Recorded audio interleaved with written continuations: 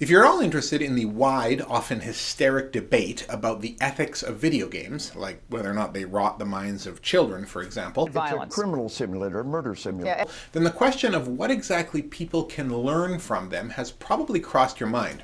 What exactly is going on psychologically when someone is engrossed in a game? Is it good for them? Are they learning anything? Can we use games to teach something meaningful? I certainly believe that the answer to that question is yes, but in this video I'd like to make a wider point.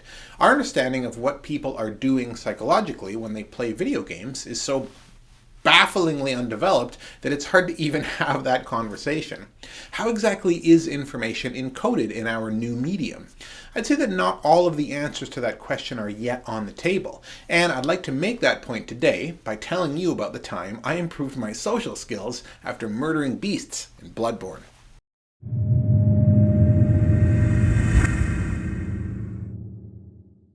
Late one night, I was lying in bed and thinking about a professional relationship I had that was kind of painful and frustrating.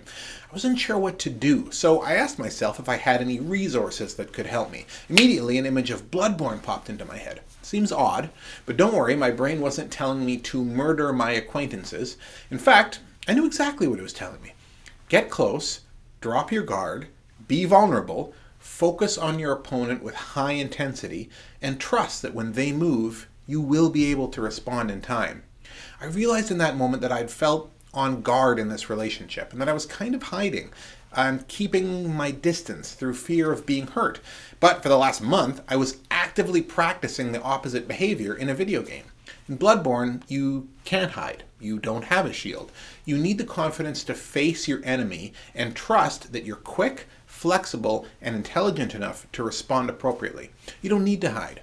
Because I was practicing this emotional or behavioral frame, you could say, abstracting it to my personal life was easy, to the point of almost being automatic.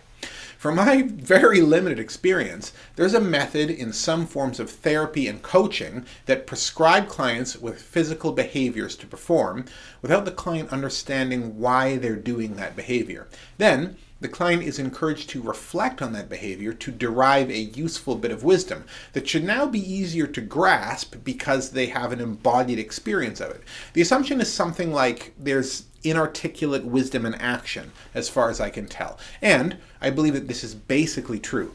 For example, I was once prescribed a practice of tango dancing by a great coach I had, and it was incredibly fruitful because there's a tremendous amount going on while dancing with another person.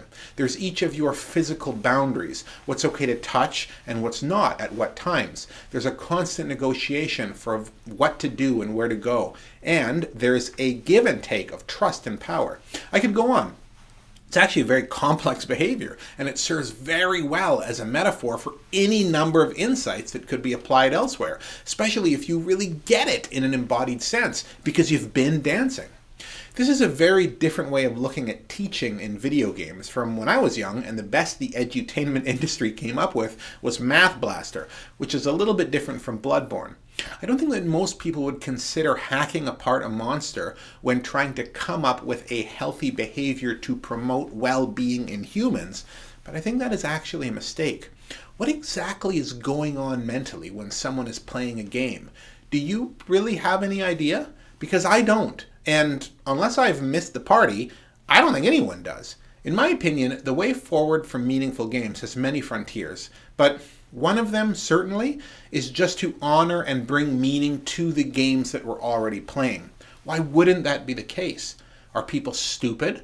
Are they spending all this time playing video games because they're stupid? Unlikely. Until next time, I'm John from Over the Moon, and please, fear the old blood.